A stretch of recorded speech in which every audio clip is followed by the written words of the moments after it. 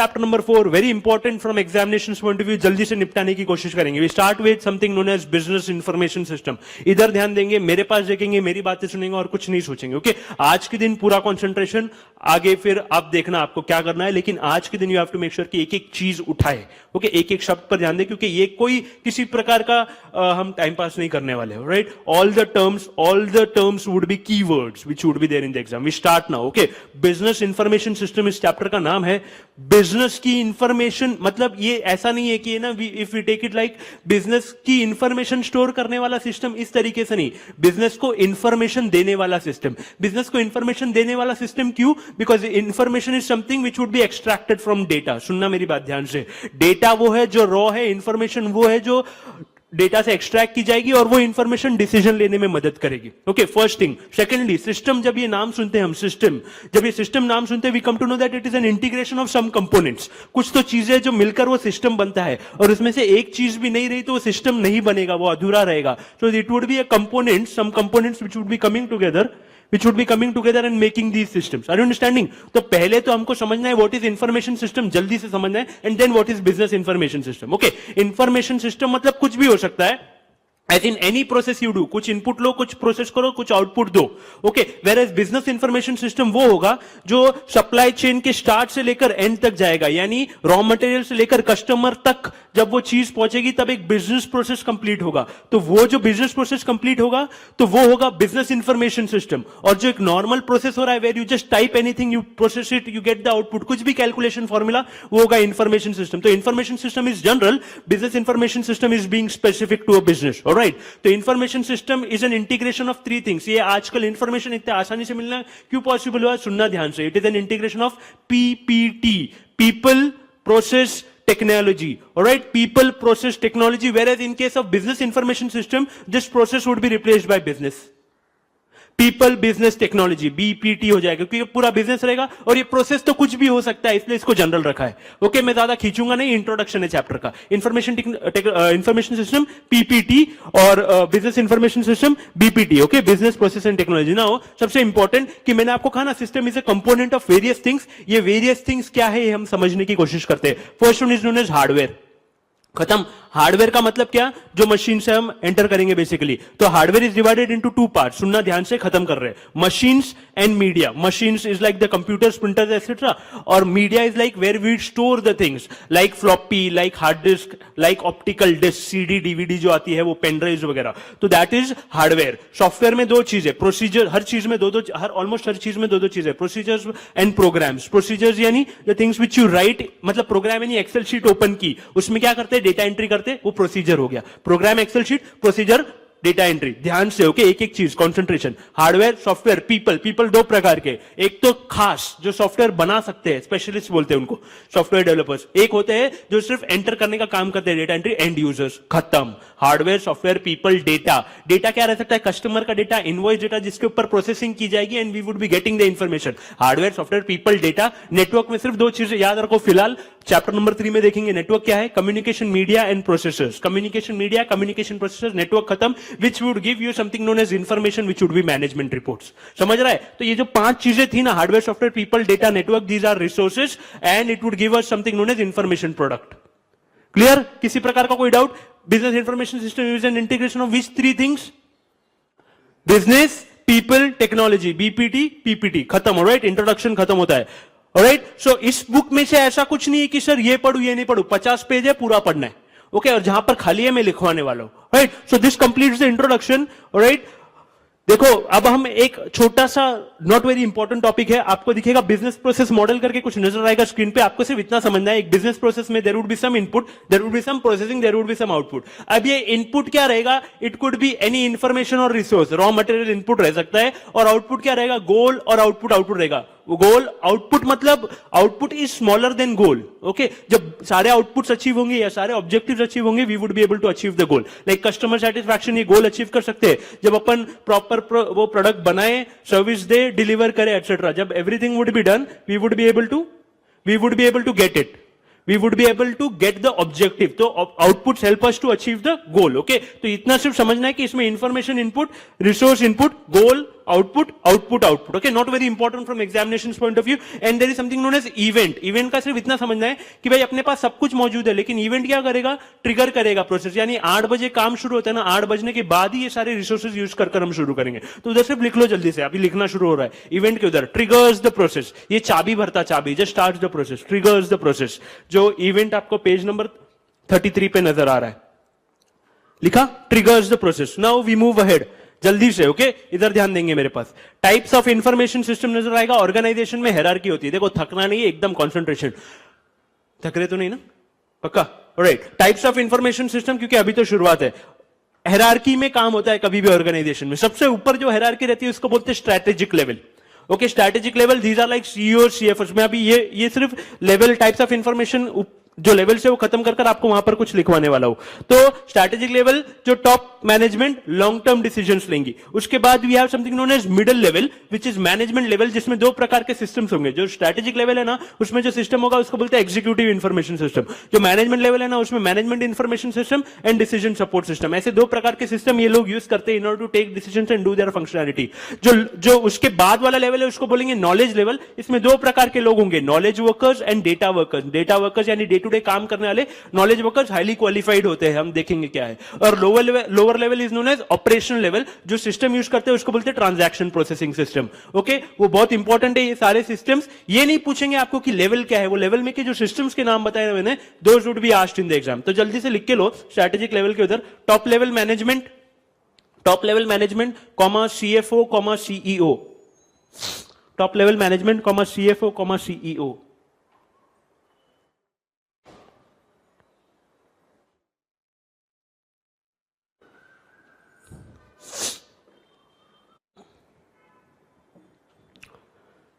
Then we have management level. इसमें उधर सिर्फ लिख लेना स्ट्रैटेजिक लेवल में ईएसएस, एग्जीक्यूटिव सपोर्ट सिस्टम होता है, ये लोग ये सिस्टम यूज करते हैं.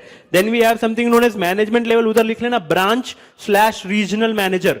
और ये 2 प्रकार के सिस्टम्स आएंगे. कौन से 2 प्रकार के सिस्टम्स? एक तो मैनेजमेंट इंफॉर्मेशन, एमआईएस लिखना कॉमा डीएसएस लिखना. उनके नाम और फुल फॉर्म हम आगे देख लेंगे. MIS comma DSS, branch / regional manager. Knowledge level के उधर सिर्फ लिखना knowledge and data workers. Operational level, देखो नॉलेज लेवल पे you could just write KMS, knowledge management system comma OAS, office automation system. लिखा? ओके. अब ऑपरेशनल लेवल में you could write day to day operations comma TPS, transaction processing system इसका नाम होता है. लिखना, पढ़ना, लिखना, बोलना साथ में चलता रहेगा. You make sure that you make very good, make it as neat as possible. Okay, neat रखना, अनटाइडी नहीं करना, इसको कचरा नहीं बनाने का अपन को. अच्छी हैंडराइटिंग. ओके, नीट रखना इज नॉट अच्छी हैंडराइटिंग. हैंडराइटिंग अच्छी है तो अच्छी बात है, लेकिन आप उसमें किसी प्रकार के स्क्रिबल मत करना, ऐसे जबरदस्ती का कोई लिखना नहीं है. Alright, so day to day operations TPS. Alright, now we move ahead. अभी बहुत इंपॉर्टेंट है ट्रांजैक्शन प्रोसेसिंग सिस्टम. अभी ध्यान देना मेरे पास. Transaction processing system lower level use करेंगे, operation level day to day काम करेंगे. अगर ये डे टू डे काम करेंगे तो पहला सवाल उठता है, इनकी एक टिपिकल साइकिल क्या है. साइकिल मतलब क्या? इनकी दिनचर्या कैसे शुरू होगी और कैसे खत्म होगी. It would be starting from something known as data entry. वो लोग डेटा एंट्री करेंगे पहले, उसके बाद there is something known as transaction processing. सुनना मेरी बात. ट्रांजैक्शन प्रोसेसिंग 2 प्रकार की हो सकती है, real time, batch. Real time मतलब हाथों हाथ एंटर हो, हाथों हाथ इनवॉइस दिया, हाथों हाथ कस्टमर का काम खत्म किया. बैच यानी क्या? It takes time, as in customer, आपके एम्प्लॉइज की सैलरी हाथों हाथ नहीं मिलती, महीने पर रिकॉर्ड होते जाता है. क्रेडिट कार्ड के स्टेटमेंट्स इमीडिएटली नहीं मिलते. Batch processing. अकरेंस और प्रोसेसिंग में there is a time gap, that is known as batch. पहला data entry, transaction processing, then something known as database maintenance. इसका मतलब क्या? रेगुलरली अपडेट रखना डेटा. जैसे डेटा आ रहा है इंसर्ट करना, ताकि अगर वो ओनर चाहे, वो ऑपरेशनल मैनेजर या उन लोगों का मैनेजर चाहे तो हाथों हाथ उस टाइम पर कोई डिसीजन ले सके, इसलिए अप टू डेट रखना पड़ेगा. And last is document and report generation. जो रिपोर्ट जनरेट करेंगे in order to take the reports, in order to take the decisions. Database maintain इसीलिए करेंगे ताकि रिपोर्ट जनरेट कर सके. तो उधर just write 3DT, number 3DT. Okay, लेकिन ऑर्डर आप चेंज मत करना.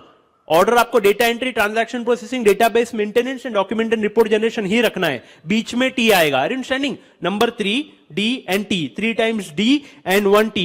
तो डेटा एंट्री तो ठीक है. ट्रांजैक्शन प्रोसेसिंग के उधर जल्दी से लिख लो real time comma batch. Real time और batch, real time and batch लिखना, क्योंकि दोनों काम होते हैं.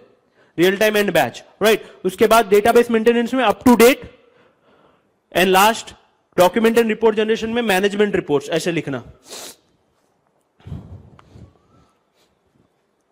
Done, this completes typical cycle. Alright, अभी दूसरा पॉइंट है टीपीएस का। अलग अलग सवाल बन सकते हैं। What is the typical cycle, what are the attributes and what are the prerequisites. तो एट्रीब्यूट्स का मतलब क्या, कैरेक्टरिस्टिक जिससे वो सिस्टम अच्छा माना जाएगा। पहला होता है कि वो बहुत ज्यादा डेटा उसने इमीडिएटली प्रोसेस करना चाहिए। एटीएम ऐसा रुकना नहीं चाहिए कि यार अगले कस्टमर के लिए 10 मिनट रुकेगा वगैरह। It shouldn't happen that way. The first attribute अभी उधर लिखा हुआ नहीं है, you would be writing it. High volume, सुनना मेरी बात, हाई वॉल्यूम रैपिड प्रोसेसिंग लिखेंगे and you would be writing fast in the bracket. First attribute high volume, हाथ दुखेगा आज, लिखो हाई वॉल्यूम एट्रीब्यूट्स में, देयर इज नथिंग रिटन। कम स्पेस का मैक्सिमम यूटिलाइजेशन करो। High volume rapid processing bracket में लिखो fast. High volume rapid processing bracket में लिखो फास्ट।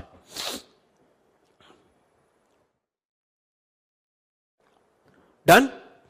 सेकेंड एट्रीब्यूट होता है कि वो सब जगह पर when you go to the ATM similar format में डेटा काम करता है। इट डजंट इधर अलग उधर अलग नहीं, सेम फॉर्मेट बोलते हैं उसको। यानी उसके लिए आपको लिखना है इक्विवेलेंस, EQUIVALENCE, इक्विवेलेंस ब्रैकेट में सेम फॉर्मेट। डन।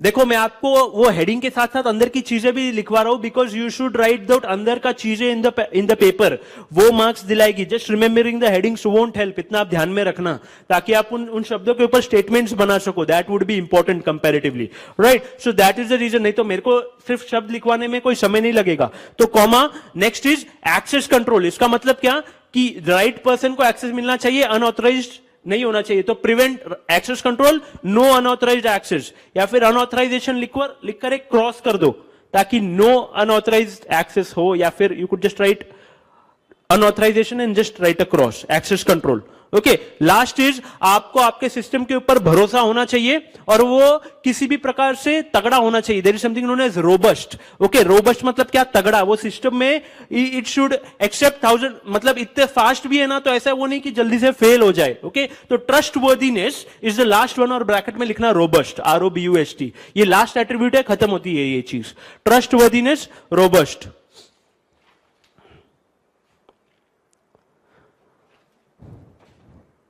लिखा, trustworthiness, robust. Alright, this completes the attributes. Now last point towards TPS, acid properties. इसका मतलब क्या है, इसको prerequisites बोलते हैं। prerequisites मतलब क्या, जो चीजें होनी चाहिए बिफोर द कैरेक्टरिस्टिक्स। ये नहीं तो सिस्टम फेल हो जाएगा। कैरेक्टरिस्टिक्स से तो अच्छा बनेगा, लेकिन इसके कारण if it this is not there, the characteristics doesn't matter. Fast tracker क्या मतलब है अगर वो झोल है उसमें, तो अगर गड़बड़ है उसमें तो। The first attribute, first point in ACID, ये ACID world wide recognized short form है। ओके, अपन ने नहीं बनाया। A stands for atomicity. इसका मतलब क्या, ट्रांजैक्शन जब हो या तो पूरा हो या फिर बिल्कुल ना हो, बीच में लाकर ना छोड़े। ऐसा नहीं कि मेरे पैसे कट गए और मेरे को चीज भी नहीं मिली, लेकिन मेरे को 2-3 दिन बाद I get a message that your amount has been credited back to your account when I do online transaction. अगर पैसे कट गए और चीज नहीं मिली तो पहला होता है एटॉमिसिटी, ऑल और नन, ऐसा लिखना उधर, पूरा हो या फिर बिल्कुल ना हो, ऑल और नन। देखो इसी तरीके से we would be moving ahead, आप फुर्ती रखनी होगी आपको लिखने में। Okay, all or none. Consistency का मतलब होता है कि देखो हम इधर थोड़ा सा यस बता रहे हो। कंसिस्टेंसी का इधर मतलब ये है कि ना कोई कंस्ट्रेन, यानी if I go to the ATM तो वो 100 की नोट में ही would be taking the input, it won't be allowing me to withdraw 25 rupees और 30 rupees. That formula is fed inside it. उसको बोलते हैं इंटीग्रिटी कंस्ट्रेंट, यानी किसी प्रकार का रिस्ट्रिक्शन लगाया है, वो restriction is followed in all the ATM. समझ रहा है? तो दैट कंस्ट्रेंट और that restriction, for example you enter a mobile number, it doesn't accept the alphabets, तो वो कंस्ट्रेंट, वो restriction is known as over here. उस कंसिस्टेंसी का मतलब ये है कि वो सब जगह रहेगा। ओके, तो कंसिस्टेंसी के लिए you just need to write integrity constraints, integrity constraints. Okay, ATM only 100 का डिनोमिनेशन, ऐसा आपको ध्यान रखने के लिए लिखना चाहो तो लिख सकते हो, इंटीग्रिटी कंस्ट्रेंट्स लिखा। Third is isolation. आइसोलेशन का मतलब होता है कि हर ट्रांजैक्शन अकेले में हो, कंप्लीट हो, फिर दूसरा शुरू हो। एक ऑर्गेनाइजेशन को मल्टीपल ऑर्गेनाइजेशन को फंड्स देने हैं, पहले उसको देगा, उसका काम खत्म, then it would be given to the second, then you would be getting the message that it has been, then third. Are you understanding? No transaction should happen simultaneously. थोड़ा इधर दिया, थोड़ा उधर दिया, थोड़ा इधर दिया, ऐसा नहीं। एक खत्म करो, इसका काम खत्म। इसको बोलते हैं सेक्लूजन या फिर प्राइवेट में। ओके, एवरी ट्रांजैक्शन मतलब कोई भी ट्रांजैक्शन ने दूसरे ट्रांजैक्शन का वर्क इन प्रोग्रेस नहीं देखना चाहिए। अंडरस्टैंडिंग? तो you just need to write the most important keyword is seclusion. Seclusion यानी प्राइवेट में, अकेले में, एक ट्रांजैक्शन एक टाइम पे। सेक्लूजन, वो होता बहुत फास्ट है, इसलिए हमको लगता है कि यार साथ में हो रहा है, लेकिन कोई साथ में नहीं होता है, right? So it is seclusion. Last is durability. Durability का मतलब सिस्टम में ताकत होनी चाहिए कि वो फेलियर को सर्वाइव करे. ओके, तो you just need to write survive failures. अगर किसी प्रकार का फेलियर आए तो वो उससे रिकवर कर पाए with the help of backups, with the help of transaction logs. तो you just write survive failures. Done. This completes TPS. Okay, अब पीछे नहीं देखना अपन को टीपीएस की तरफ. एक बार जो हो गया खत्म, राइट? अब हम मूव करते हैं. एक नॉलेज लेवल का सिस्टम है जिसको ऑफिस ऑटोमेशन सिस्टम कहा जाता है. ऑफिस ऑटोमेशन सिस्टम क्या करेगा? डे टू डे एक्टिविटीज को रिकॉर्ड करेगा, यानी बिल बनाना या फिर किसी प्रकार के वर्ड के डॉक्यूमेंट्स बनाना, ईमेल भेजना, ये जो बेसिक डे टू डे काम होते हैं ना, मेंटेनेंस वाले एक्टिविटीज जो एक एडमिनिस्ट्रेटर वगैरह करते हैं, जिनको ह्यूज अमाउंट ऑफ क्वालिफिकेशन नहीं होता उनका, these people would be using office automation system in order to do the day to day work. Office के फंक्शनिंग में ध्यान देंगे वो. बेसिकली मतलब वो जो बेसिक काम रहेगा, वो मेन फंक्शनिंग नहीं, बेसिक काम कि यार इधर से इधर कुछ भेजना है, इधर कम्युनिकेशन करना है, वीडियो कॉन्फ्रेंसिंग, ईमेल, कैलेंडर्स आएंगे इसमें. तो आपको ये बेसिक काम day to day activity related, day to day office related collect करेगा और इंफॉर्मेशन स्टोर करेगा और प्रोसेस करेगा. तो आपको यहां पर क्या लिखना है मैं बताता हूं. देखो, पहले तो यहां पर दिया हुआ है टूल्स. टूल्स में क्या होंगे? देखो इधर देखेंगे मेरे पास टूल्स में एक तो पहले वर्ड प्रोसेसिंग यानी माइक्रोसॉफ्ट वर्ड रहेगा. फिर आपको किस तरीके से लिखना है? हम इस तरीके से लिखते हैं. इलेक्ट्रॉनिक के दो चीज है, एक है इलेक्ट्रॉनिक मेल, एक है इलेक्ट्रॉनिक कैलेंडर. तो हम उसको याद रखने के लिए वो टेक्निक क्या रखेंगे? वर्ड प्लस इलेक्ट्रॉनिक के दो, प्लस वी हैव कॉन्फ्रेंसिंग के दो. एक तो वीडियो कॉन्फ्रेंसिंग होता है, एक डेस्कटॉप वीडियो कॉन्फ्रेंसिंग होता है. वीडियो कॉन्फ्रेंसिंग मतलब क्या? वन टू मेनी, एक स्क्रीन के ऊपर, टीवी के ऊपर. डेस्कटॉप वीडियो कॉन्फ्रेंसिंग यानी कंप्यूटर के ऊपर वन ऑन वन कम्युनिकेशन होगा इस तरीके से. And plus you would be writing FID. F मतलब फैक्ट्स, I मतलब इमेजिंग यानी स्कैनिंग, एंड D मतलब डेस्कटॉप पब्लिशिंग यानी attractive documents banana with the help of various tools. वो कोरल ड्रॉ, फोटोशॉप जो होते हैं उससे बनाना. तो आपको यहां पर क्या लिखना है? समझा है क्या किस तरीके से लिखना है? मैं लिखवा रहा हूं अभी आपको. तो आपको लिखना है कि collect comma store comma process, collect comma store comma process, collect comma store comma process and relay यानी provide day to day office information. Collect comma store comma process, जो मैं बोल रहा हूं वो एक एक चीज लिखना. Okay, collect comma store comma process and relay day to day office information.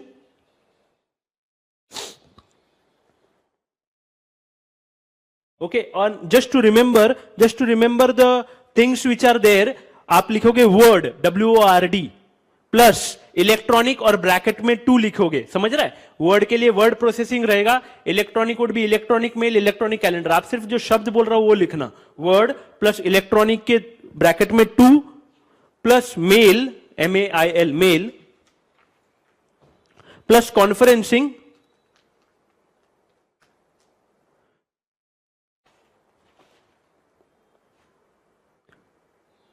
plus FID. FID is fax, image and desktop publishing.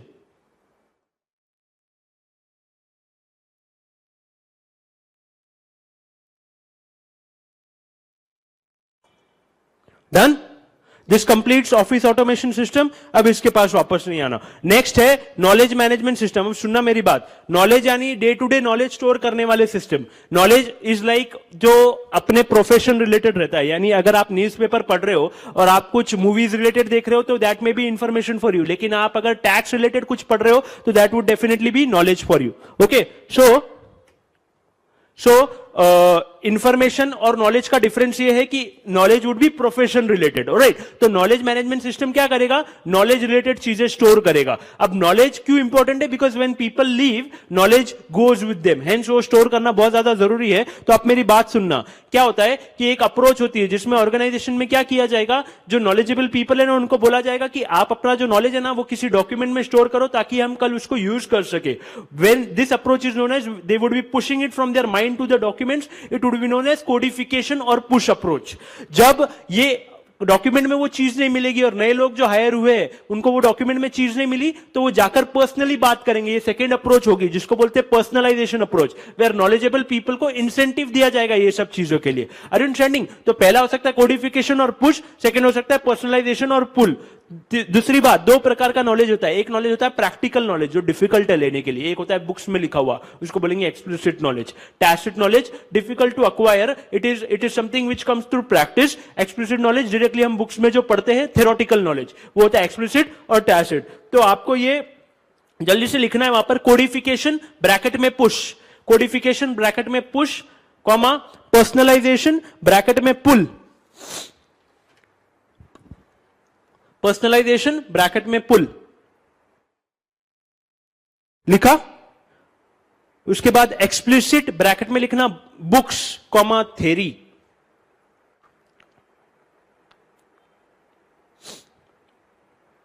लिखा। उसके बाद टैसिट ब्रैकेट में लिखना practical, difficult comma difficult.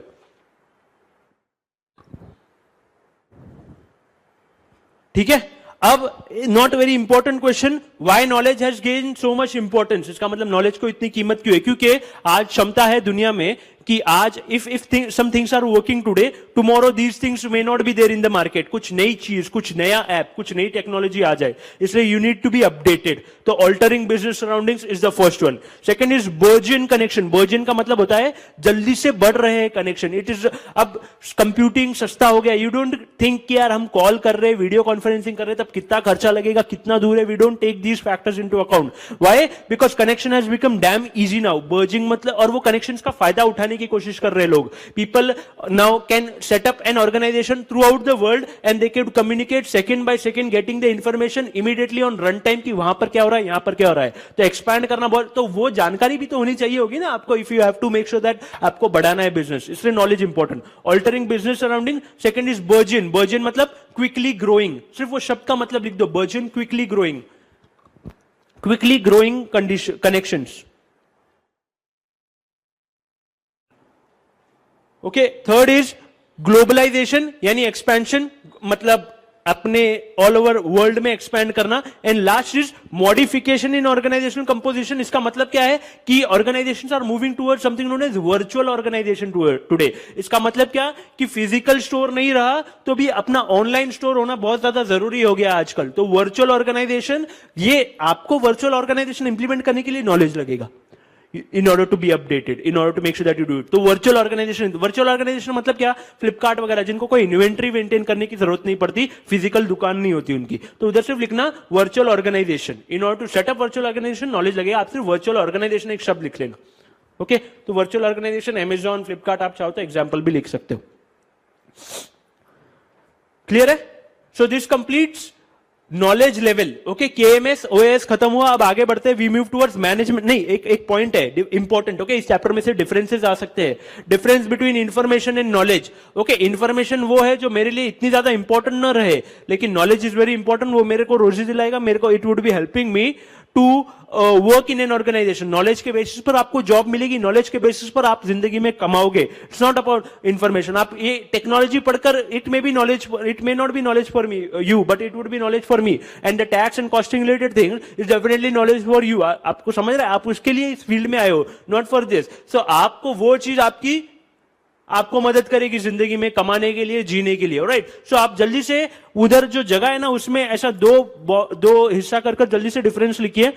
Information के उधर लिखना है व्हाट इज, हम सिर्फ जानना चाहते हैं कि वो है क्या। व्हाट इज इंफॉर्मेशन के उधर लिखिए, और जस्ट किसी भी तरीके से दो हिस्सा बना दीजिए उधर। और सेकंड नॉलेज में आप लिखोगे व्हाट वर्क्स। समझ रहा है कि काम किस तरीके से होगा, जानकारी लेना is just information. What is what works. Information में लिखिए नो व्हाट। नो व्हाट वो है know how. Okay. Knowledge is the know how part, information is know what part. Okay. अभी इधर लिखना फ्रेगमेंटेड। इंफॉर्मेशन में मतलब बिखरी हुई, फ्रेगमेंटेड। नॉलेज में लिखना स्ट्रक्चर्ड। ठीक है। नॉलेज में एक और शब्द लिख सकते हो, कोहेरेंट। Coherent, COHERENT। नॉलेज में कोहेरेंट यानी लॉजिकल।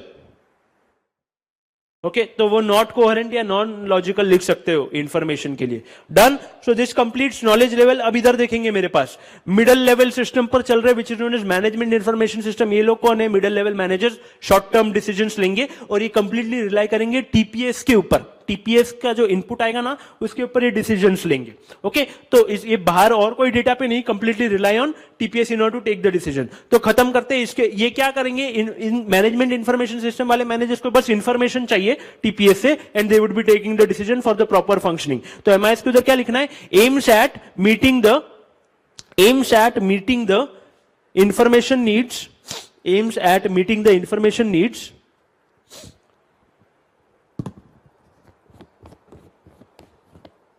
of managers।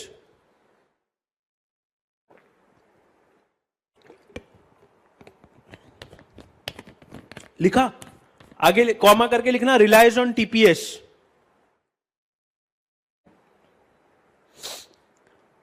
और लास्ट चीज लिखना, routine short term decisions.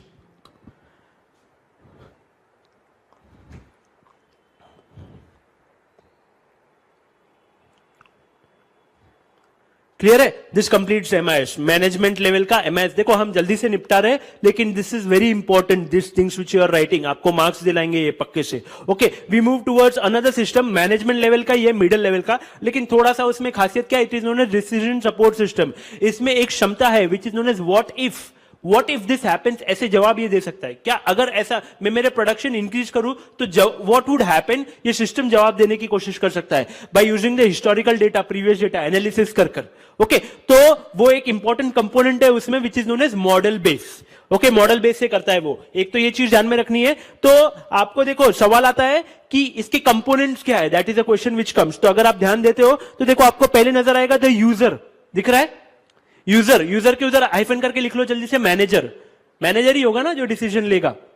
Okay, manager. अब ये जो डीएसएस है ये सिर्फ इंटरनल टीपीएस और एमआईएस पर रिलाई नहीं करता, थोड़े से एक्सटर्नल इनपुट्स भी लेता है, लाइक कंपेटिटर प्राइस एटसेट्रा, सारे नहीं लेकिन थोड़े। तो इंटरनल प्लस एक्सटर्नल, ये वन और मोर डेटाबेसेस लिखा है ना, इंटरनल प्लस एक्सटर्नल। इंटरनल क्या रहेगा,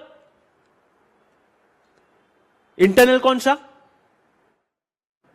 टीपीएस एंड एमआईएस। ओके, और external can be anything related to our work. तो इंटरनल प्लस एक्सटर्नल।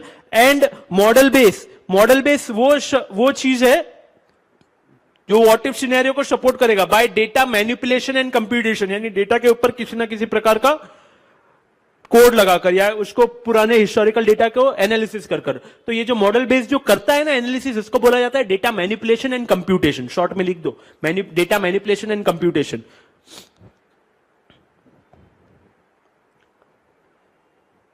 ठीक है, सो इधर देखेंगे वापस।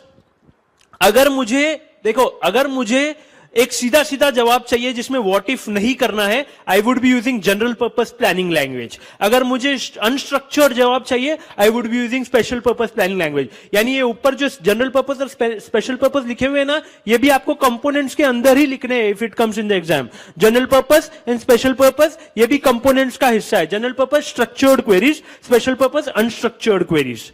Alright, so this completes just the decision support system के components। लिखा?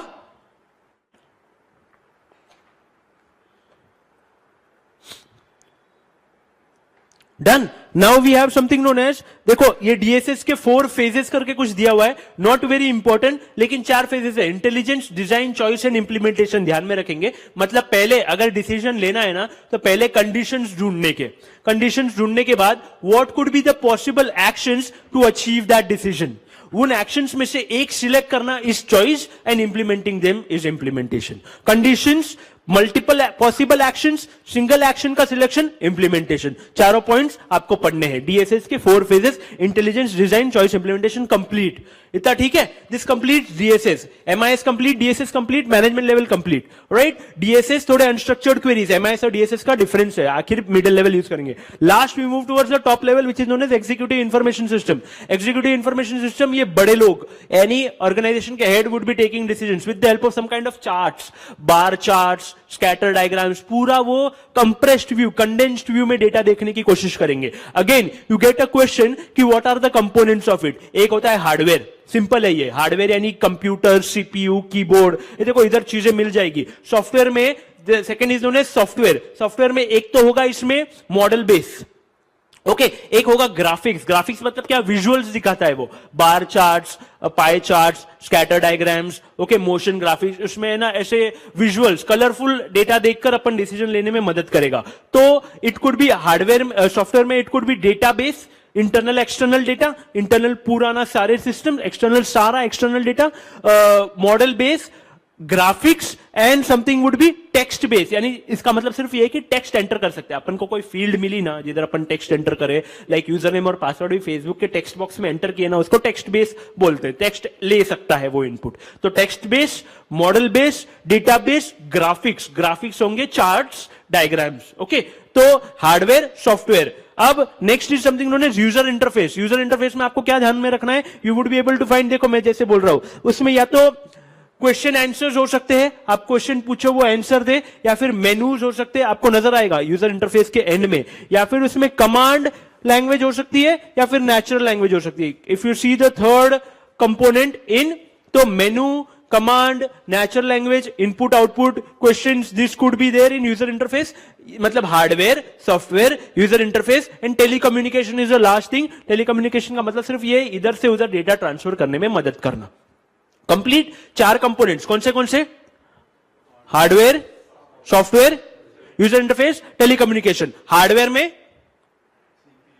सीपीयू वगैरह, सॉफ्टवेयर में 3 बेस है, database, model base, text base and graphics, visuals के लिए हार्डवेयर, सॉफ्टवेयर। यूजर इंटरफेस में menu, command, natural, input output, questions and telecommunication to transfer data. This complete types of system. अभी इतने में से भी आपको एक सवाल अगले एग्जाम में जरूर आ रहा है, इतना जितना अपन ने कंप्लीट किया। अब रुकेंगे नहीं, we are moving toward something known as ERP, enterprise resource planning. सुना होगा आपने, एंटरप्राइज रिसोर्स प्लानिंग का मतलब है ऑर्गेनाइजेशन के सारे रिसोर्सेज इंटीग्रेट करेगा ये, ओके। तो पहले तो आपको सिर्फ इतना समझना है, बेसिक डेफिनेशन ये है कि it integrates all the 5 M's। 5 M's कौन से? मैन यानी ह्यूमन रिसोर्स मैनेजमेंट, मशीन यानी मैन्युफैक्चरिंग, मटेरियल यानी सप्लाई चेन, मार्केट यानी customer relationship management and money that is financial management. ये 5 M's इंटीग्रेट करेगा ये बेसिकली, ये बेसिक डेफिनेशन है। तो आप वो ईआरपी लिखा हुआ है ना, उधर आप लिख सकते हो 5 M's। वो जो डायग्राम बना है ना उसमें 5 M का इंफॉर्मेशन दिया है, 5 M's, man, machine, material, market, money, ऐसा आप लिख सकते हो।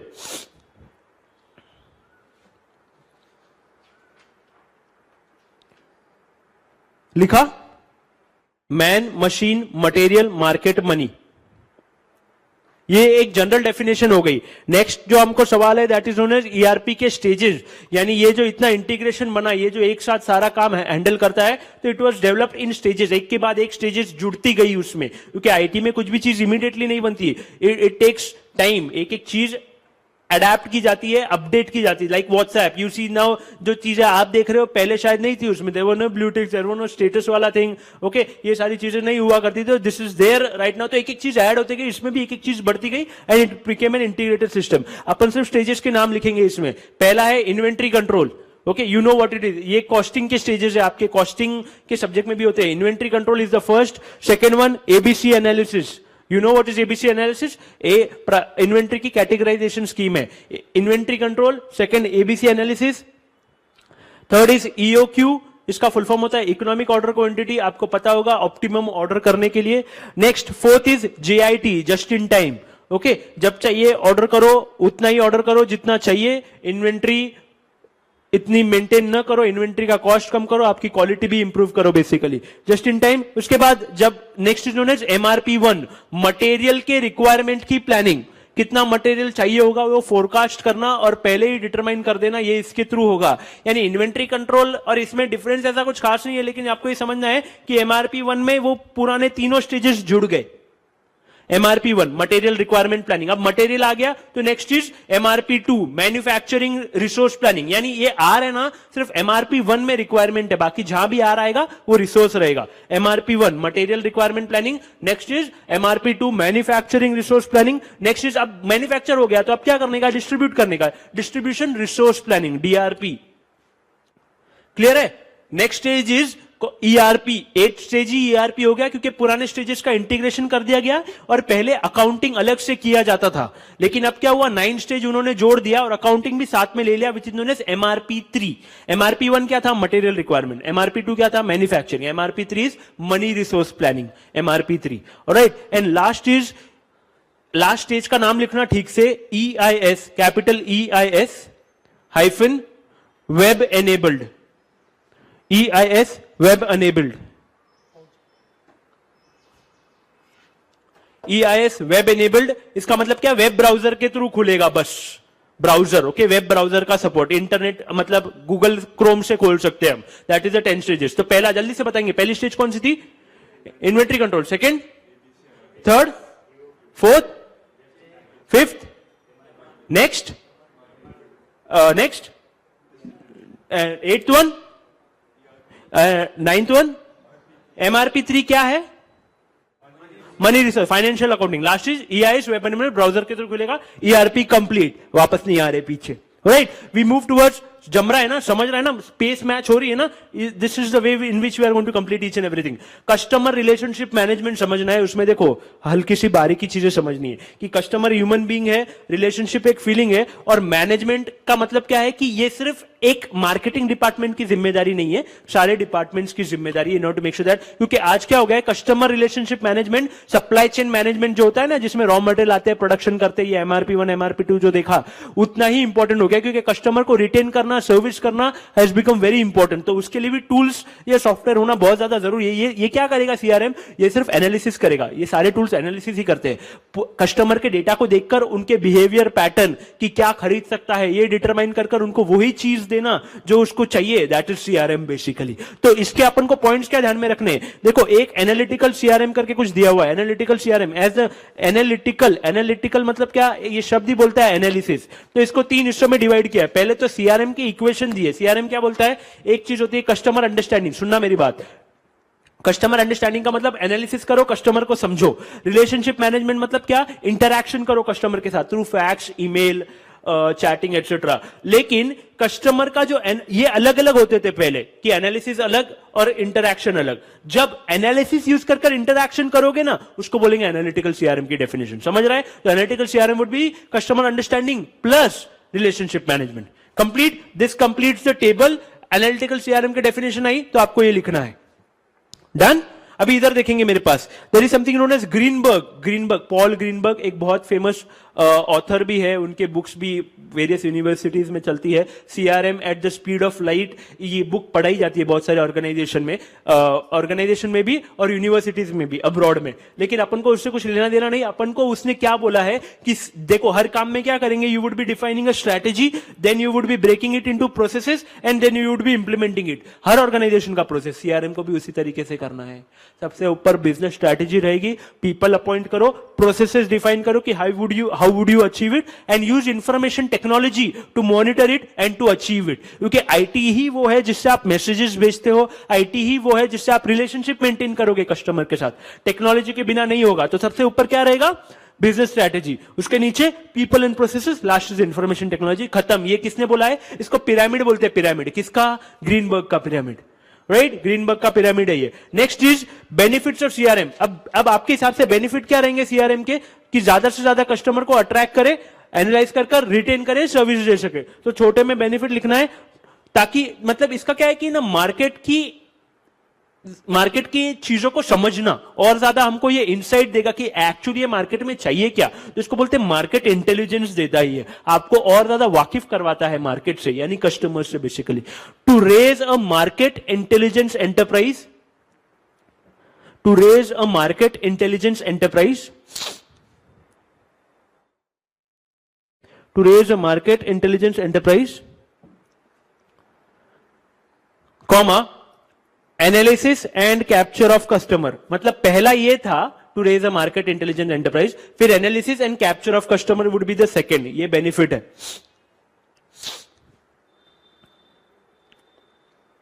Done? Now we move ahead. अभी इधर देखेंगे बेनिफिट्स लिखा। अब सीआरएम देखो, there is something known as 3 ways to CRM. इसका मतलब सिर्फ ये है, इधर देखेंगे मेरे पास 3 एक साइकिल है, क्या करो, मार्केटिंग करो, डेटा हासिल करो, डेटा पर एनालिसिस करो और फिर एक्सपेंशन करो, खत्म। यानी पहला है टेक एक्शन, ओके, इसमें मार्केटिंग पॉलिसीज नजर आ रही है आपको। सेकंड इज एनालाइज, यानी आप एनालिसिस करो उस डेटा के ऊपर, एनालिसिस करने के बाद use that data, discover, talks about trends in market for expansion, यानी एक्सपेंशन इसमें एनालिसिस में बाइंग पैटर्न डिटरमाइन किया और अपन ने एक्शन में मार्केटिंग की। Marketing, buying pattern, expansion, take action, analyse, discover, समझ रहा है? तो these are the 3 ways to CRM. Last is why CRM. देखो एक चीज आपको पता है, एबीसी एनालिसिस में 80-20 रूल चलता है, पेरेटो रूल। सिमिलरली 80-20 रूल इधर भी अप्लाई होता है। ये इंपॉर्टेंट क्वेश्चन है, आपको पूछा गया ना कि 80-20 रूल इधर कैसे अप्लाई होता है, you would be writing this, जो मैं आपको बता रहा हूं कि 20% of the old customers would give you 80% of profit. ये सीआरएम में भी अप्लाई होता है, ओके। इस तरीके से पेरेटो करके प्रिंसिपल है, 80-20 पेरेटो प्रिंसिपल, वो प्रिंसिपल इधर कैसे अप्लाई होता है आपको ये लिखना है। मैं आपको लिखवा रहा हूं जल्दी से। तो देखो वाई सीआरएम ब्रैकेट में लिखना पहले 80-20 रूल,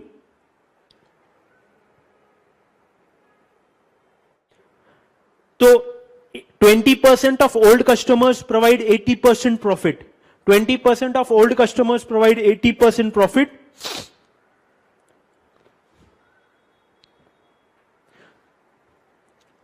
तो कॉमा मतलब तो क्या करना फिर अपन को देता तो why CRM to service and retain them, समझ रहा है क्या? ताकि उनको अपन अच्छी तरीके से सर्विस दे सके और रिटेन कर सके, दैट इज वाई सीआरएम। तो एक तो ये पॉइंट मिला, कॉमा, या फिर second is to service and retain them, done. CRM complete, वापस देखने का नहीं, समझ रहा क्या?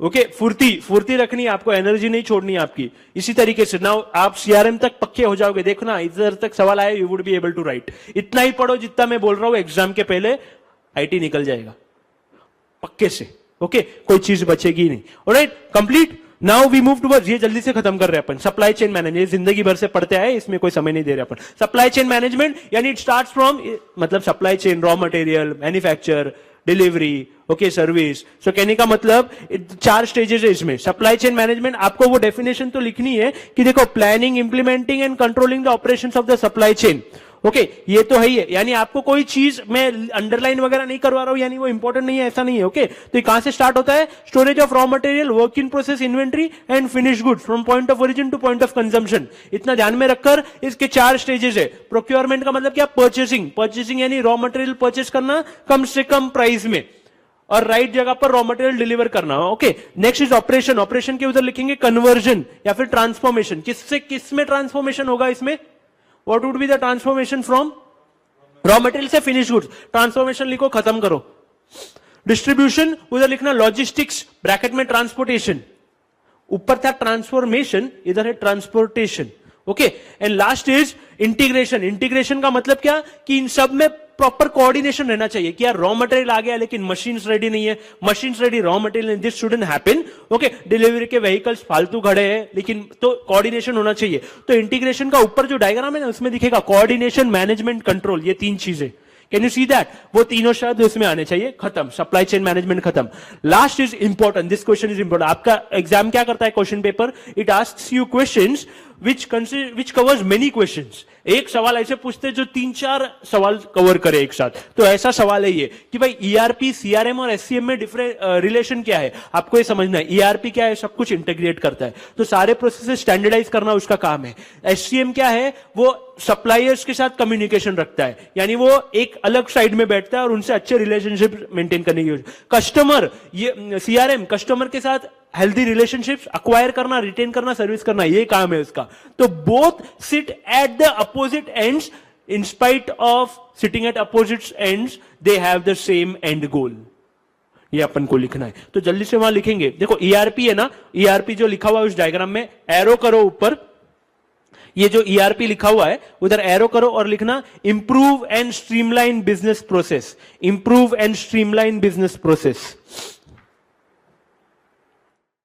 Improve and streamline business process, okay. उसके बाद देखो आपको दिखेगा कस्टमर्स, सीआरएम कस्टमर्स के साथ, तो उधर दिखेगा एनहांस रिलेशनशिप। मतलब सीआरएम और वो जो एरो है ना, उधर लिखना एरो, सीआरएम और कस्टमर्स के बीच में, इन दोनों ये कस्टमर्स के साथ अच्छे रिलेशनशिप संबंध बनाने की कोशिश, एनहांस रिलेशनशिप। और सप्लायर्स है ना, उधर लिखना इंप्रूव कोलैबोरेशन, यानी communication, coming together, working together, improve collaboration. समझ रहा है? तो एससीएम के उधर इंप्रूव कोलैबोरेशन, सीआरएम के उधर एनहांस रिलेशनशिप। लिखा इतना, नीचे सिर्फ एक लाइन लिखना, ये दोनों SCM and CRM sit at opposite ends even though having the same end goal. SCM and CRM sit at opposite ends even though with the same end goal.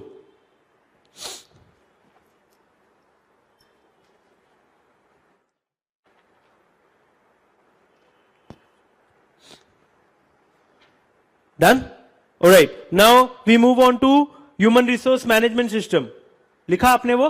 Right, human resource management system यानी क्या, ये लोग employees को manage करेंगे, okay, in IT के through, systems के through. इधर देखेंगे मेरे पास, तो ये जो मॉड्यूल्स है वो ध्यान में रखने की, क्या क्या काम करेंगे, आपके पेरोल का ध्यान रखेंगे, ओके, आपके बेनिफिट्स का ध्यान रखेंगे, कंपनसेशन का ध्यान रखेंगे, आपके ट्रेनिंग का ध्यान रखेंगे, कौन से रूम में कौन ट्रेनर ट्रेनिंग करवा रहा है। तो जल्दी से मॉड्यूल्स अंडरलाइन करके ले लेते हैं। एक तो वर्कफोर्स मैनेजमेंट, इसका मतलब सिर्फ ये होता है कि सारे लेबर लॉज इंक्लूड कर सब प्रॉपरली मैनेज करे वर्कफोर्स को। Next is time and attendance, आपका वर्क रिलेटेड एफर्ट्स गैदर करे। Next payroll, okay, next is training, compensation is benefits. Recruitment जो है ना, रिक्रूटमेंट, उधर से एक एरो लेकर जाओ और नीचे हायरिंग प्रोसेस नजर आ रहा है, तो उसमें ये चीजें होगी। समझ रहे हैं आपको? ये 5 चीजों का ध्यान रखेंगे वो। तो पहला है रिक्रूटमेंट एंड प्री स्क्रीनिंग, दिख रहा है आपको? प्री स्क्रीनिंग का मतलब क्या हो सकता है कि ऑर्गेनाइजेशन में बिना बुलाए किसी ना किसी प्रकार का उनका टेस्ट कंडक्ट करना, किसका, जिनको हायर करना है। तो वो क्या हो सकता है, टेलीफोनिक इंटरव्यू हो सकता है या ऑनलाइन टेस्ट हो सकता है। You could write there online test, किधर, प्री स्क्रीनिंग के उधर। पहला जो हायरिंग प्रोसेस का बॉक्स बना हुआ है ना, उसमें प्री स्क्रीनिंग दिया है ना, उधर ऑनलाइन टेस्ट लिख सकते हो। जो अपन ने रिक्रूटमेंट मैनेजमेंट नीचे खींच कर लिया ना हायरिंग प्रोसेस में, उसमें जो पहला स्टेप है assessments, recruitment and pre screening, तो उधर प्री स्क्रीनिंग का ये पहले स्टेज का मतलब होता है ऑनलाइन टेस्ट, ओके, वो हो गया। उसके बाद आपको ऑर्गेनाइजेशन में बुलाया जाएगा टेस्ट के लिए, उसको असेसमेंट्स बोलते हैं, उधर लिखेंगे टेस्ट्स, यानी एप्टीट्यूड टेस्ट, टेक्निकल राउंड, ये सारी चीजें होती है इसमें। Next is drug test and background check. Background यानी कैसा background, not family background, your experience, okay, your previous CTC या सैलरी कितना था, ये देखा जाएगा। ड्रग टेस्ट यानी मेडिकल रिपोर्ट, ओके, ये चीजें होगी इसमें। नेक्स्ट इज प्लेसमेंट, मतलब आप किसी भी ऑर्गेनाइजेशन में जिंदगी में हायर होंगे ना, first thing you would be undergoing would be known as training. तो ये प्लेसमेंट के अंदर ट्रेनिंग आएगा। एंड लास्ट इज ऑनबोर्डिंग, यानी आपको ले लिया है, आप ऑर्गेनाइजेशन के लिए प्रोडक्टिव होना शुरू हो जाओगे। डन? क्लियर? तो अब देखो, एम्प्लॉय सेल्फ सर्विस एक मॉड्यूल है। इसका मतलब क्या है, एम्प्लॉय जो है ना, वो एचआर ने जो अटेंडेंस डाला है, कुछ भी वर्क रिलेटेड एफर्ट्स लिखे, उसमें ओवर टाइम वगैरह जो भी डिटेल सैलरी मिला है, उसको क्वेरी कर सकता है, भाई ये गलत है, ये सही कर, ऐसा एक मॉड्यूल दिया है। So you could write over there query HR related data. Employ self service है ना, उधर you could just write query HR related data. Done? Make sure that you remember 4 to 5 of these modules. Compensation के उधर लिख सकते हो benefits / perks, PERKS, compensation management, benefits. All right, so make sure that you remember this. Now we move on to something known as, मतलब 4 to 5 modules आपको याद रखने। You get a question कि लिस्ट एनी 4 मॉड्यूल्स। बुक में हर chapter के and में जो भी क्वेश्चंस एग्जाम में आए हैं सारे दिए हुए, also the marking is there beside each and every question, okay, तो वो पूरा ध्यान रखा हुआ है। Right, we move toward something known as core banking. Core banking आपको सिर्फ इतना समझना है कि ये बैंक का सिस्टम होगा और बैंक सेंट्रलाइज तरीके से काम करती है। सारे ब्रांचेस एक सेंट्रल जगह पे कनेक्टेड होंगे and everything would be communicated with the central branch. तो कोर का फुल फॉर्म लिखना है उधर, centralised online, centralised online real time environment. Online मतलब फोन बैंकिंग, नेट बैंकिंग वगैरह आप यूज कर सकते हो, समझ रहा है? Centralised online real time.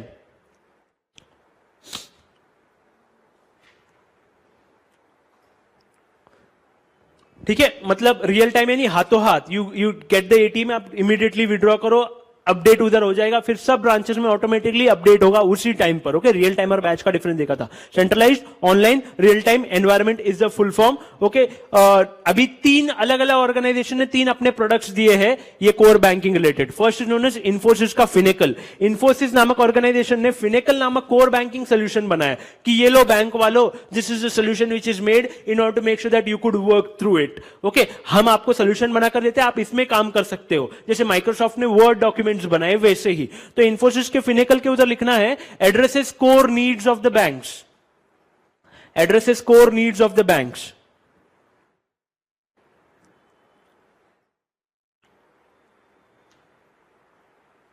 लिखा।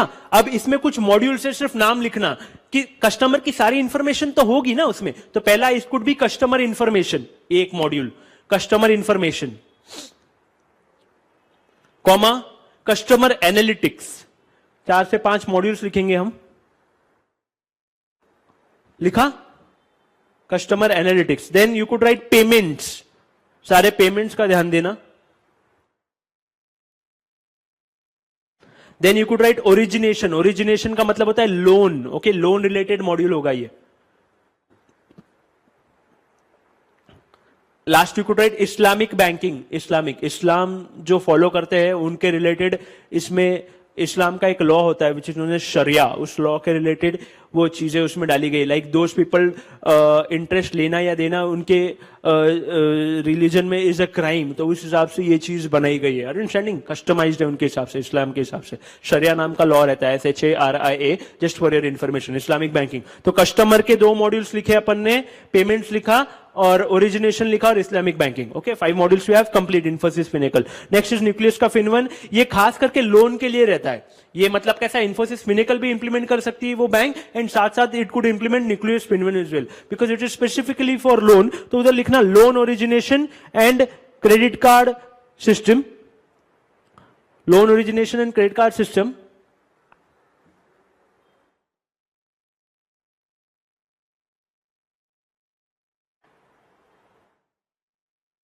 क्रेडिट कार्ड सिस्टम लिखा। ओके, उसके बाद आप लिख सकते हो fraud detection tools. Credit card related जो फ्रॉड होते हैं ना, वो ये डिटेक्ट करने के टूल्स है उसमें। Last you could right multilingual. Multilingual का मतलब मल्टीपल लैंग्वेजेस में अवेलेबल।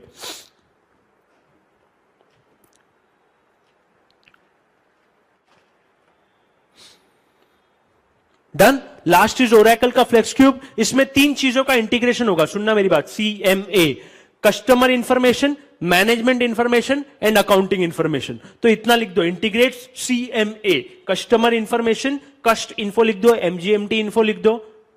ओके, A/C इन्फो लिख दो।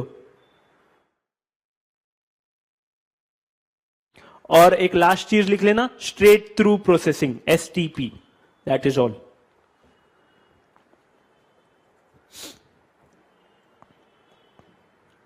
Completed. Okay, straight through processing का मतलब क्या, एक बार एंटर करो और सब जगह रिफ्लेक्ट हो जाता है। Okay, you don't need to reenter it. Now we move towards accounting information system. ये वो सिस्टम है जो अकाउंटिंग यानी financial accounting related data collect करेगा, स्टोर करेगा, प्रोसेस करेगा। उसको इन्वेस्टर्स देख सकते हैं या मैनेजमेंट देख सकती है, टैक्स अथॉरिटीज देख सकती है। तो इसके कंपोनेंट्स क्या है, इसके कंपोनेंट्स हमको लिखने हैं वापस, सिंपल है। पहला है hardware. Okay, you could just right hardware, comma software,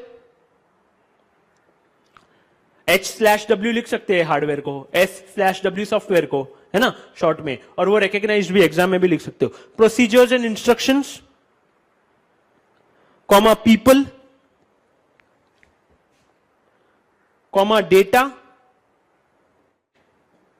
and last is internal control. यानी देखो, अकाउंटिंग रिलेटेड जो डेटा है ना वो कॉन्फिडेंशियल रहता है किसी भी ऑर्गेनाइजेशन के। तो इंटरनल कंट्रोल यानी क्या, ब्रैकेट में you could right passwords, just to protect it from unauthorized disclosure. Okay, complete हो गया।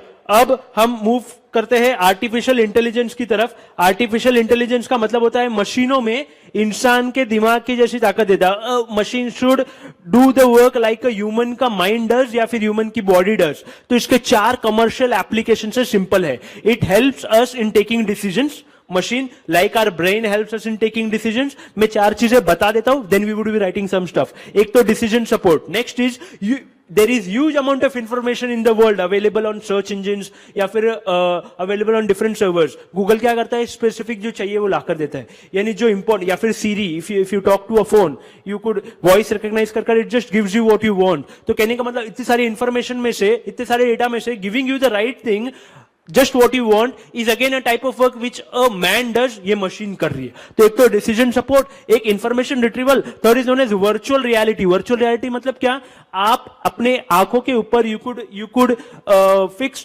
some screen and you could see the things, like आप कार चलाना सीख सकते हो without the car being there. आप operation theater में without being into the operation theater and not the patient भी नहीं, then also you could do the operation. Okay, ये चीज, या फिर आप प्लेन उड़ाना, you could learn how to ride a plane without being there inside the plane. यानी वो वर्चुअल रियलिटी, यानी कहने का मतलब चीजें आप लर्न कर सकते हो, उसको VR हेडसेट्स बोलते हैं, वर्चुअल रियलिटी हेडसेट्स. वो लगते हैं और आगे LCD के 2 screen, there can be 2 screens और 1 full screen, and you could see each and everything. ऐसे लगेगा कि आप लाइव हो के रोलर कोस्टर के राइड पर भी जा सकते हो थ्रू इट, और उतना ही डर लगेगा जो एक्चुअल में लगता है. ओके, तो अगर आपको नहीं लगता है तो अच्छी बात है. Decision support, information retrieval, virtual reality, and last is robotics. Machines, manufacturing में आजकल रोबोटिक्स यूज होता है in order to make the cars, make the machines, and human को रिप्लेस कर रहे हैं वो लोग. सो ह्यूमन को रिप्लेस कर रहे हैं वो मशीन, यानी वो उठाने का, लेकर जाने का काम रोबोट्स करते हैं. So hence it is artificial intelligence. Okay, 4 applications important. आप डिसीजन सपोर्ट के उधर लिखेंगे capture why as well as what, मतलब क्या हुआ और क्यों हुआ ये वो बताएगा. What as well as why कर दो, नहीं तो what as well as why. Captures what as well as why. Okay, next is information retrieval. उसके लिए आप लिख सकते हो एनालिसिस, कॉमा डेटाबेस माइनिंग. लिखा एक्सट्रैक्ट करने में. नेक्स्ट इज वर्चुअल रियलिटी, उधर लिख सकते हो enhanced reality visualisation. Enhanced reality visualization.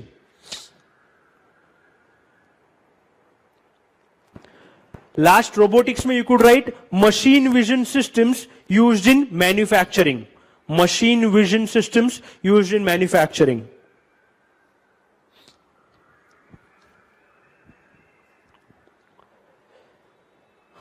Done? This completes artificial intelligence. Last artificial intelligence के एक सिस्टम पर चलते हैं जिसको बोलते हैं एक्सपर्ट सिस्टम. एक्सपर्ट सिस्टम वो सिस्टम होगा जो एक्सपर्ट को रिप्लेस करेगा. अब ध्यान से सुनना, एक एक चीज इंपॉर्टेंट. देखो, एक्सपर्ट को अगर रिप्लेस करना है तो एक्सपर्ट का पूरा नॉलेज लगेगा. तो मैं कंपोनेंट्स आपको वो डायग्राम दिखाता हूं और एक एक चीज कंप्लीट करते हैं हम. डायग्राम अगर आप देख रहे हो तो you would be able to find something known as knowledge base inside that diagram. knowledge base क्या है? वो जगह जहां पर वो एक्सपर्ट का सारा नॉलेज लेकर स्टोर किया जाएगा. अब देखो, it would B replacing a doctor, it would B replacing a lawyer, यानी सिस्टम खुद जवाब देगा. कैसे? नॉलेज बेस में सारा नॉलेज है.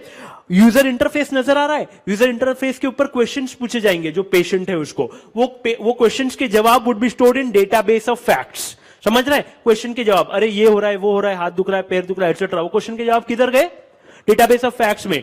नॉलेज बेस में सारा नॉलेज, डेटाबेस फैक्ट्स में specific to the problem. Inference engine सबसे इंपॉर्टेंट है. वो क्या करेगा? डेटाबेस ऑफ फैक्ट्स से वो प्रॉब्लम उठाएगा, नॉलेज बेस से you would be picking up the answer and giving it on to the screen. Understanding? यानी लॉजिक मैकेनिज्म जो है, लॉजिक एंड रीजनिंग मैकेनिज्म, वो है इन्फरेंस इंजन के पास. It is the most important component. तो उसने डेटाबेस ऑफ फैक्ट्स से उठाया, नॉलेज बेस से स्पेसिफिक सोल्यूशन उठाया, यूजर इंटरफेस पर दे दिया. There is something known as explanation mechanism. आपको नजर आएगा. उसका मतलब सिर्फ ये है कि वो आपको ये बोलेगा कि हम इस डिसीजन पर क्यों आए, ये लो ये चीज, क्योंकि आपने हमको बोला ये, तो फैक्ट्स बताएगा कि दिस इज द रीजन. यानी एक्सप्लेनेशन मैकेनिज्म किसी प्रकार से सिस्टम की मदद नहीं करता, यूजर को सिर्फ इंफॉर्मेशन देगा कि this is the reason why we came on to the decision. But most important would be inference engine, जो कहां और कहां से डेटा उठाएगा. एक तो डेटाबेस ऑफ फैक्ट्स है और एक नॉलेज बेस से जो सारा डेटा है. Because you can not give all the information. Sir दुख रहा है तो बाकी शरीर की इंफॉर्मेशन देने का क्या मतलब है? तो inference engine would be picking up the data from the database of facts and knowledge based. तो जल्दी से लिखेंगे नॉलेज बेस्ड। दो प्रकार, सुनना, एक लास्ट चीज, दो प्रकार के नॉलेज हो सकते हैं, यूरिस्टिक एंड रियलिस्टिक। यूरिस्टिक मतलब क्या, मेरा ये मानना है, मेरा ये सोचना है। इंडिविजुअलिस्टिक कि यार मेरे को ये लगता है कि तुमको ये बीमारी है, लेकिन बाकी चीजें टेस्ट आने के बाद पता चलेगी, यानी अनुभव वाला knowledge is heuristic. And realistic is which is there in the books, which is there in the reports. तो नॉलेज बेस में दोनों प्रकार का नॉलेज होगा, वो खुद का अनुभव भी डालेगा और स्पेसिफिक बुक्स का भी। तो यूरिस्टिक एंड रियलिस्टिक नॉलेज लिखेंगे आप नॉलेज बेस में, heuristic realistic, heuristic realistic. Inference engine लिखा HEURISTIC, यूरिस्टिक। इन्फरेंस इंजिन के उधर लिखेंगे logic and reasoning mechanism, logic, समझ रहा है ना।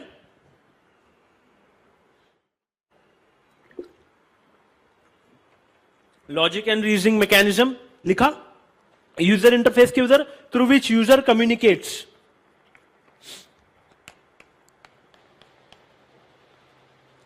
एक्सप्लेनेशन फैसिलिटी में provides explanation of the logic.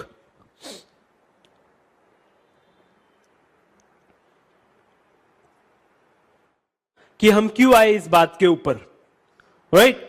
Last is database of facts. ये डेटाबेस ऑफ फैक्ट्स में क्या रहेगा, यस, जो सवाल थे उसके जवाब, कि भाई ये दुख रहा है, ये चीजें स्पेसिफिक प्रॉब्लम्स के। तो holds users input about current problem, holds users input about current problem.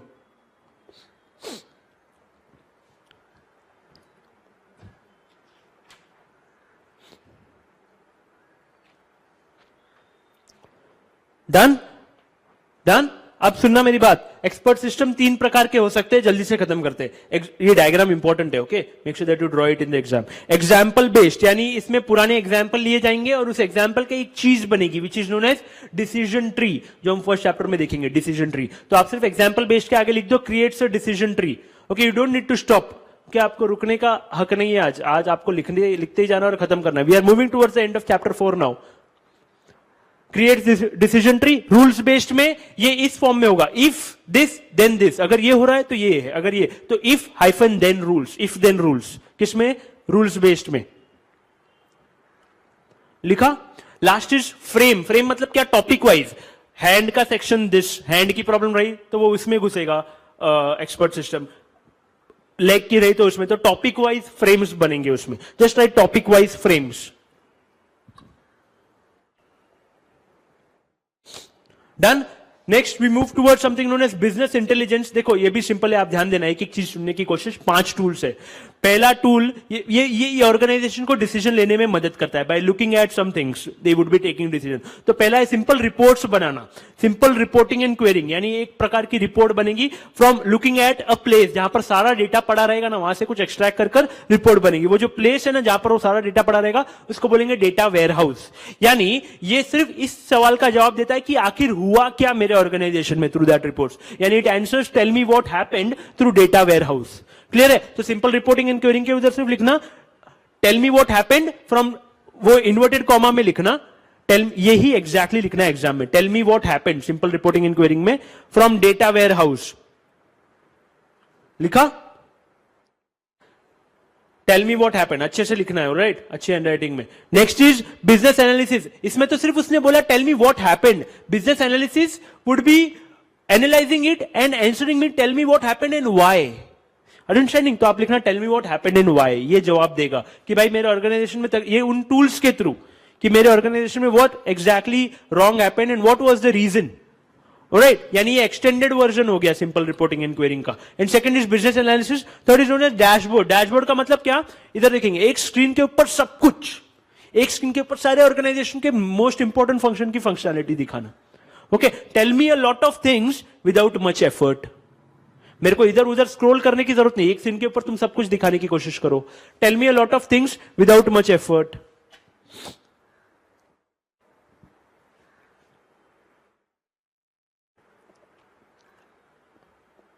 Done. Next is score cards, उसमें सिर्फ आपको ये लिखना है कि एक स्कोर कार्ड क्या रहेगा, ऊपर ऑर्गेनाइजेशन की strategy what ever it is और नीचे उसके गोल्स वो अचीव करने के लिए। तो ऐसा एक स्ट्रक्चर बना हुआ रहेगा हायरार्किकल टाइप, यानी ऊपर स्ट्रैटेजी मैप्ड विद गोल्स और वो बताएगा कि how we are trying to achieve it, what is the current performance. Okay, important चीजें ओनली, लाइक मैच के स्कोर कार्ड में सब कुछ बॉल बाय बॉल डिटेल नहीं आती, all the important factors are shown. तो स्कोर कार्ड के उधर सिर्फ इतना लिखना है, strategy and mapping the critical metrics, strategy and mapping critical metrics.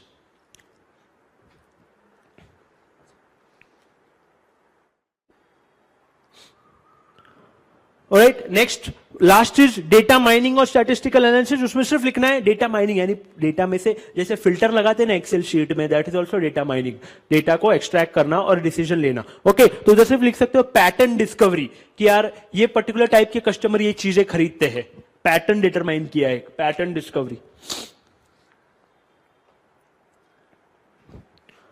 Completed, completed. Now we move towards very simple topic. Now देखो, importance of access and privilege control, इसका मतलब क्या, the person who uses the computer, उसको बोलेंगे subject. Okay, वो होगा active entity. जो system है उसको बोलेंगे ऑब्जेक्ट, वो होगा passive entity, like active and passive voice हुआ करता था ग्रामर में। And the flow of information from subject to object would be known as access. तीन शब्द जल्दी से उसको लिख लेंगे, ऑब्जेक्ट नहीं, subject active entity, object passive entity, access flow of information between subject and object.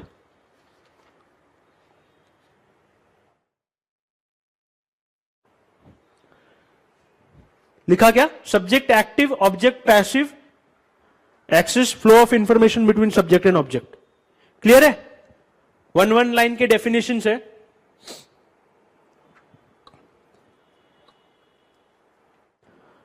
Right, next we move on to identity management. इसमें again तीन चीजें, एक होता है स्टार्ट कहां से होता है, आप यूजर नेम और पासवर्ड डालते हो एटीएम पर जाकर पहली, तो उसको बोलते हैं ऑथेंटिकेशन। सेकेंड इज आप वो रिसोर्सेज यूज करते हो, आप फेसबुक पर गए, यूजर नेम पासवर्ड डाला and then you use your profile, that is known as authorisation, you get the rights to use your profile. Next you have activity log in Facebook, जिसमें आपकी सारी detail store की जाती है, उसको बोलते हैं accountable, you are responsible for the things which you did. तो इसमें तीन चीजें लिखनी है जल्दी से, identity management, authentication, user name comma password.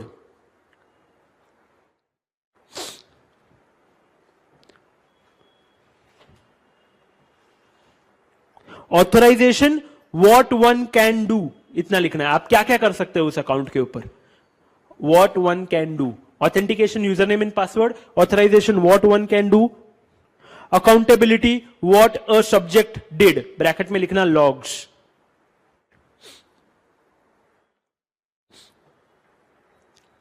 Clear?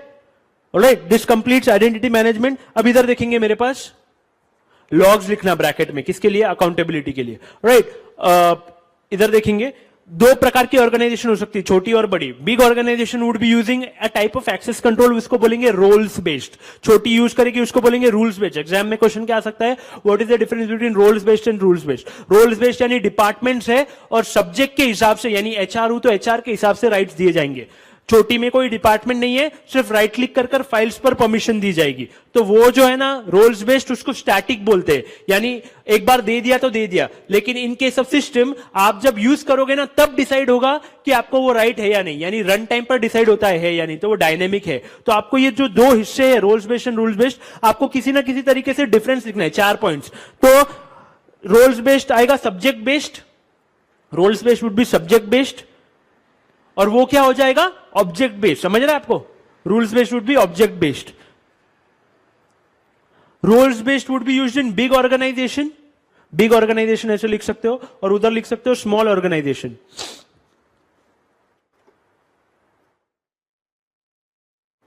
Done. और roles based is static, rules based is dynamic.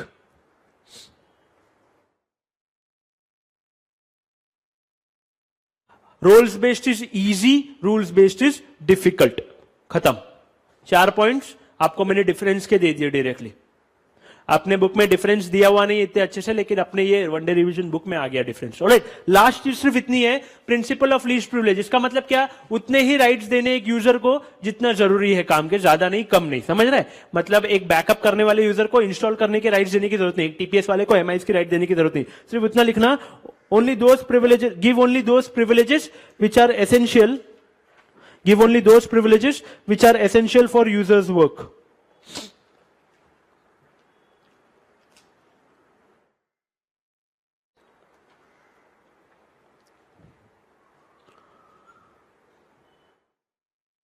समझ रहा है? चैप्टर जैसे पलटोगे ऐसी खुशी होगी, यार चैप्टर 4 खत्म हो रहा। Okay, as soon as you turn the page, you would be like, we are completing. So I have tried to be as fast as possible. And secondly, आपको लिख, ये बहुत, मेरी बात मानो, बहुत मदद करेगा ये।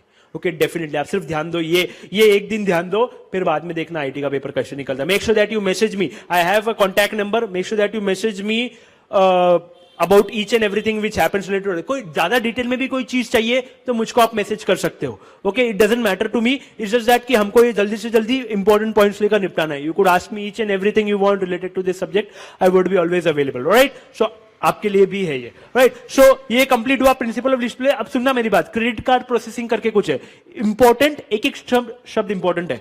देखो, जो कार्ड देता है ना उधर दुकानदार को, उसको बोलेंगे कार्ड होल्डर, जो पर्सन रहेगा उसको बोलेंगे मर्चेंट, जिसको कार्ड दिया। मर्चेंट की जो बैंक होगी जिसको कार्ड दिया, उसकी बैंक को बोलेंगे एक्वायरर, और कार्ड होल्डर की बैंक को बोलेंगे इशूअर। ये 4 टर्म्स। अब सुनना, कार्ड होल्डर कार्ड देगा, पहला स्टेप बोलते हैं ऑथराइजेशन। कार्ड होल्डर कार्ड देगा मर्चेंट को, मर्चेंट स्वाइप करेगा, एक्वायरर के पास रिक्वेस्ट जाकर इशूअर के पास पूछेगा कि भाई क्रेडिट कार्ड में बैलेंस है क्या? Yes, issuer would be giving the response yes, and the response would be received to the merchant, and the goods would be given to the card holder, and the amount has not been received but the amount has just been reserved. Authorization complete हुआ। Second is batching. Batching का मतलब क्या, end of the day सारे transactions इकट्ठा कर acquirer को भेज दिए जाएंगे। Okay, that would B batching, क्योंकि बैच प्रोसेसिंग ना, पैसा अभी तक आया नहीं, किसके पास नहीं आया पैसा? मर्चेंट के पास। ओके, तो batching complete. Third is known as clearing. अब सुनना मेरी बात, एक्वायरर और इशूअर, इशूअर तो अलग अलग होंगे ना depending upon the card holders. तो एक्वायरर और इशूअर के बीच में, जैसे online there is known as payment gateway, PayPal वगैरह आपने देखा रहेगा, सिमिलरली इनके बीच में there is known as card network. Clearing step important है, इसमें देखो क्या क्या टर्म्स आते हैं। एक्वायरर से सारे बैच छोड़े कार्ड नेटवर्क के पास, card network would be giving to the appropriate issuer, और एक एक ट्रांजैक्शन के पीछे issuer and card network would be sharing some fees. एक एक ट्रांजैक्शन के पीछे उसको बोलेंगे इंटरचेंज फीस। कौन शेयर करेगा? कार्ड नेटवर्क और इशूअर, और वो पैसा फिर आएगा एक्वायरर के पास। इधर क्लियरिंग कंप्लीट हुआ। एक्वायरर के पास अभी तक अकाउंट में नहीं आया मर्चेंट के, एक्वायरर के पास क्लियरिंग कंप्लीट। तो इंटरचेंज फीस, कार्ड नेटवर्क, ये नई चीज आई। Last is known as funding. Authorization, batching, clearing, funding. Funding मतलब क्या, अब पैसा भेज दो मर्चेंट के अकाउंट में, and the acquirer would be deducting his fees which would be known as discount fees. खत्म। समझ रहा है? सब लोग अपने अपने पैसे लेंगे। इंटरचेंज फीस उन दोनों के बीच में, कार्ड नेटवर्क और इशूअर, और एक्वायरर अपनी फीस लेगा, डिस्काउंट फीस खत्म। ये चारों स्टेप्स ऐसे ही लिखे हुए, आपको इसी तरीके से याद रखने। क्लियर है? ओके, रिवाइज करना एक बार। Right, we move on to something known as electronic cheque and paper cheque. इधर देखेंगे मेरे पास, सिस्टम के थ्रू चेक देना और फिजिकली चेक देना, इसमें डिफरेंस क्या है? तो आपको ये समझना है, मैं आपको डिफरेंस लिखा लेता हूं, वेरी सिंपल। एक तो है पेपरलेस, तो लिखना उधर एक चीज लिखना, जस्ट राइट फॉर 1 सेकंड का आप अपने आप समझ लेना। समझ रहा है क्या? Just write for electronic cheque के नीचे लिखना पेपरलेस, नीचे लिखना इनएक्सपेंसिव। Are you understanding? कि मतलब हम दूसरी साइड नहीं लिख रहे, दूसरी side would be the same. Paperless, inexpensive. Next, cannot be dishonoured. समझ रहा है? डिसऑनर्ड का मतलब क्या होता है? You know what is the meaning of dishonoured? Bounce नहीं होता। तो ई चेक, तो उधर आप लिखोगे कैन गेट डिसऑनर्ड या कैन बाउंस। समझ रहे हैं? आपको एग्जैक्टली अपोजिट लिखेंगे। उसके बाद इको फ्रेंडली, मतलब क्या, पेपर नहीं लग रहा ना, पेड़ नहीं कटेंगे। Next, fast. And last is, ये डिजिटल सिग्नेचर यूज करता है, तो उधर क्या लिखेंगे आप? इधर डिजिटल, तो उधर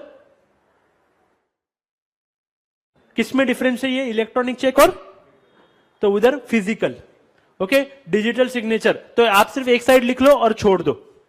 okay, make sure that you complete the other side at home, ताकि आपका रिवीजन भी हो and you are able to understand it as well. Clear? This completes electronic and paper cheque. Now we come on to smart cards. Smart card वो होते हैं जिसमें एक chip होती है। चिप, आप microchip, okay, not like the magnetic strip which is there at the back of the ATM where we sign, वो नहीं, एक छोटी सी चिप वाले कार्ड होते हैं, तो इधर लिखा हुआ भी है कि माइक्रोचिप होगी, मैग्नेटिक स्ट्रिप नहीं, माइक्रोचिप जिसमें डेटा स्टोर किया जाएगा। और ये 3 प्रकार के हो सकते हैं, इधर देखना, एक आप मशीन के साथ कॉन्टैक्ट करो, यानी you need to insert it into the machine या swipe it onto the machine, touch लगता है, एक contactless, you just need to wave near the machine, या फिर कॉम्बी कार्ड्स वो होंगे जो मशीन के हिसाब से, if machine requires touch you could touch it, if machine requires waving you could wave it, तो combi would be a bit expensive but both the technologies included, contact, contactless, combi खत्म। Alright, उसके बाद electronic purse, this is like Paytm या फिर जो आप wallet carry, online wallet carry करना, okay तो इसमें कुछ मनी आप स्टोर कर सकते हो फ्रॉम योर एटीएम या नेट बैंकिंग, आप पैसा स्टोर कर सकते हो इसमें, और आप विड्रॉ करने के टाइम पिन वगैरह भी पूछ सकता है इफ इट रिक्वायर्स, तो उधर सिर्फ थोड़ा सा लिखना है, similar to prepaid card, similar to prepaid card can transfer, similar to prepaid card can transfer value through ATM, computer.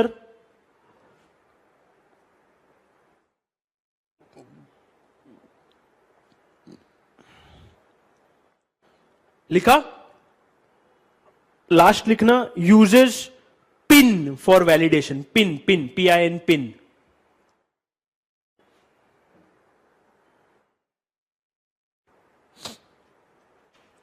Done? Last we move on to something known as typical online transaction, एक transaction होगा ना, उसमें क्या steps होंगे, तो पहले it would be sales, okay, then you would be paying for it and then delivery. तो sales के 3 हिस्से हैं यहां पर, पहला है एडवर्टाइज करेंगे वो लोग अपने बारे में, then they would be giving you specific offers and then they would be selling it to you. तो उधर वो जो 3 स्टेप है ना, उधर ब्रैकेट करना और लिखना sales, first 3 steps are sales, you just need to write sales over there. लिखा, नेक्स्ट जो 3 स्टेप्स है जिसमें वो बिल बनाएंगे, आप पेमेंट करोगे और वो सिस्टम में चेक करेंगे वेदर बराबर पेमेंट हुआ है या नहीं, तो next 3 steps is payment. Last is they would be delivering it and if you have any issues, the queries would be resolved, that is resolving, तो ये दोनों आएंगे डिलीवरी में। Just make a bracket, write delivery. Done? Alright, now last thing is known as XBRL. आपको सिर्फ इतना समझना है, जो लिखा है यहां पर वही, ये एक रिपोर्टिंग लैंग्वेज है जो कॉमन लैंग्वेज यूज की जाएगी when documents would be sent. नहीं तो क्या करना पड़ता है, आपके भाषा में डॉक्यूमेंट सेंड करो, then he has to change it into some other form. एक XBRL आप फाइनेंशियल डॉक्यूमेंट्स भी अपलोड करते हो, XML अगर आपको पता है, तो ये एक्सटेंशन है XML का। XBRL business reporting language, common standard है ये, जो यूज किया जाएगा in order to do the business reporting. आप भी वो यूज करोगे, मैं भी वो यूज करूंगा, एंड द एप्लीकेशन भी उसी प्रकार का इनपुट लेगा। ओके, तो एक स्टैंडर्ड तरीके से लिखा जाएगा, चेंज करने की जरूरत नहीं, you could just use it directly. XBRL extensible business reporting language, alright, वो अंडरलाइन करना पूरा, and then we complete this chapter, we move on to chapter number 4।